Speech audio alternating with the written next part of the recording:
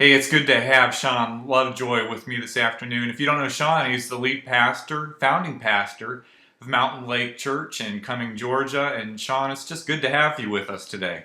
Good to be with you, man. Love and respect you, dude. Oh, I appreciate that. So, a lot happening in your life, including a new book. Before we get to that, can you give us an update on what's happening at Mountain Lake Church?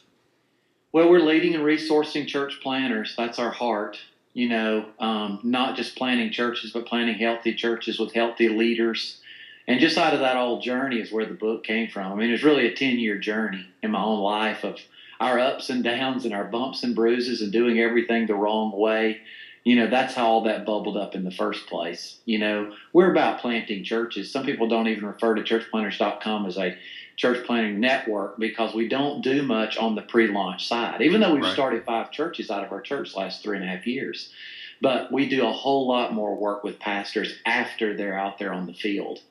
And so the measure of our success was really just a field study Yeah. from my life, but also now having connected with a lot of pastors who are out there on the field and battling the battles that we face. So, Shawn, tell me, in the new book, it's the measure of our success. What really prompted you to write the book? Well, one, just my own brokenness, my own journey. I mean, I planted this church when I was 28 years old. What was I thinking? Yeah, and didn't have a clue. I thought I had a clue. I'd read Purpose Driven Church, right? Mm-hmm. But didn't have a clue. I was not grown up yet. I was not mature. I was not as secure as a man, as a leader. Probably looking back as I should have to plant this church. I was not a master of my own soul, my own schedule, and all of that almost cost us. And I'm pretty vulnerable about that. We didn't have some big major moral failure make the front page of the paper. CNN didn't show up in our driveway or anything like that. But I think without some changes, without some tough conversations, without some repentance in my own life, I could have become a statistic.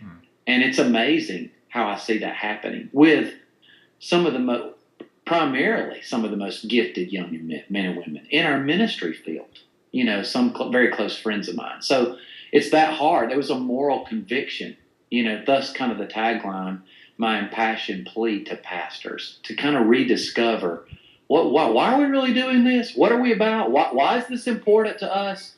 And our hearts are deceitfully wicked. I know mine is. The Bible describes me well.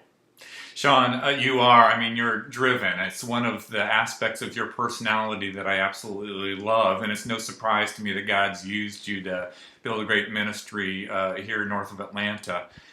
So, what were some of those red flags for you personally that you thought, if I don't turn things around here, this could become an issue not only for me but obviously for the church as well? Well, one transferable principle that I think I experienced that every other guy experiences, I never saw any of it. I didn't see any of it coming. I was laying in bed one night with my wife and, in the darkness of the night say, well, honey, how do you think things are going? We were actually in an explosive growth stage of the church. So I felt good about myself. And she said, I don't think things are going so well. And that just opened up a Pandora's box of conversations that we began. This is 10 years ago. And I didn't recognize it, but I put on 30 pounds since starting the church. I'm not even a big guy, Yeah. I don't hold 30 pounds so well, Tony. and I was, shortcutting every area of my life, including my own personal relationship with God, but I didn't see it. And I think a lot of times we move so quickly, it's hard to be still and know that He's God. With us highly entrepreneurial driven leaders, we can miss the forest for the trees. A good friend of mine, Lance Witt, talks about the fact that the same aspects of who we are that allow us to be successful in ministry can at the same time really cause us to find ourselves in a place where our soul is unhealthy. And it sounds like that's kind of what you're talking about.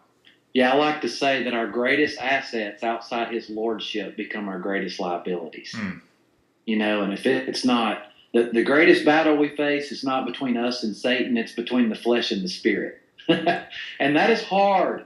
That is hard to decipher. You're talking about breaking the code. That's a hard one to know. It's a daily walk. It still is for me. It's a weekly walk for me to come back every day, every weekend after the services are over and really measuring what's important to Him and reminding myself what's important to Him. But on the backside of that, there's like a freedom. Mm-hmm. There is a freedom that comes with, coming back to really what's important to him, loving God and loving people. And we've really made this too complicated. Now, Shawn, in a previous conversation, you told me you're probably going to take some hits for this book. So why is that? Why do you think this is going to be controversial? Well, I think some people have viewed it as like an antithesis voice of church growth, and I'm not against church growth. You know me. Mm-hmm. I wake up in the middle of the night, worrying about where people are going to spend eternity, and that drives me. Right. Our church is called to fulfill the Great Commission. I believe a healthy church is a growing church. But at the same time, I don't believe it's the only metric, and it's so easy for it to become the driving primary metric, and I've allowed these false measures of success of the budget and the building and the size of the crowd and all of that to define me. Mm-hmm. And, that's when it becomes dangerous. And it's so easy. It's so subtle. And it happens so quickly, and especially now leading a mega church, it can become about maintaining the machine, the viability of the machine versus what I got into this thing in the first place for. And now talking with hundreds of pastors, we're all cut out of the same cloth. Yeah. Well, okay, so talk to me. I'm a young, either I'm aspiring to plant a church or I'm just in my early days of church planting. As a guy that's experienced life and what it is to launch a church, what would be some core things you'd have to say to me at this point then, Shawn? Well, these aren't asked on church planting assessment tests. At least I can't find one. But tell me about your walk with Jesus Christ. Like, there's a start. Yeah. That's not on any church planting assessment test these days, it seems like. And then tell me about your spouse's walk with Jesus. We were in a church planting assessment this week with a church planner, prospective church planner and his wife. And my wife spoke across the table and said, tell me about your relationship with Jesus. And she said, well, that's sort of his deal. Oh, wow. So it's amazing how much I find that. And yet they want to change the world, So your own personal relationships with God, your own relationships with each other. This couple we assessed this past week, just had been in counseling a couple of times in the last year. And here they are trying to go out and launch a church. So we've got to plant churches, but we've got to plant healthy churches. If it was me starting over today, I would go see a counselor for 6 months and listen to the counselor, point out my blind sides, point out my blind spots. Where am I lacking? Where am I insecure? Where am I not healthy? Where are my relationships not healthy? And I just believe, especially to plant a church, you've got to be healthier in every area when you start than at any point in your life. I just think that's so huge before you plant. It's interesting. I've never planted a church, Shawn, so I don't have that experience like you do, but I do understand the value of having a wife that is fully committed to what I'm engaged in ministry. I view one of my primary roles is to help Emily become the woman God intends for her to be, and for her to embrace the purposes God has for her life. I can't imagine doing what I'm doing if she didn't share that same value. And so I think it's good for you to highlight this is not just a calling that God's placing on one person. It's if they're married, it's a calling God's placing on both spouses. Well, it's both. I've got to partner with my spouse at home. That's not her job. Mm-hmm. Mm-hmm. I didn't get that. I'm telling you, I didn't get that. Yeah. When we planted this church, I just trusted her to keep it all afloat at home, and I'd change the world. And if she wasn't along beside me in ministry, then it was her fault. So yeah. I've had to learn how to partner with my spouse at home, and then invite her along for the journey. And realize if I don't lead my spouse and my family, who am I to think I can lead anyone?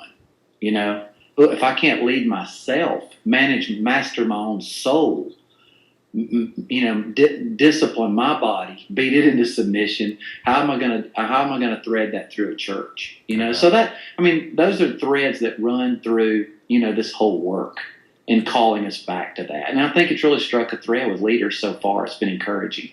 Well, Shawn, I really appreciate your passion, not only for the church, obviously your passion for Jesus that just flows through everything that you do, the way you talk, and You did marry well. I want to say that, Shawn. So there's no doubt about it. She's a great partner for you in ministry. Your book's titled "The Measure of Our Success," and if you want to pick that up and read it, you can get that on Amazon, I'm assuming. Yeah, that's right. Yeah. All right, very good, Shawn. Well, thanks for joining us today. It's been good to chat with you. Thanks, bro. See you soon. All right.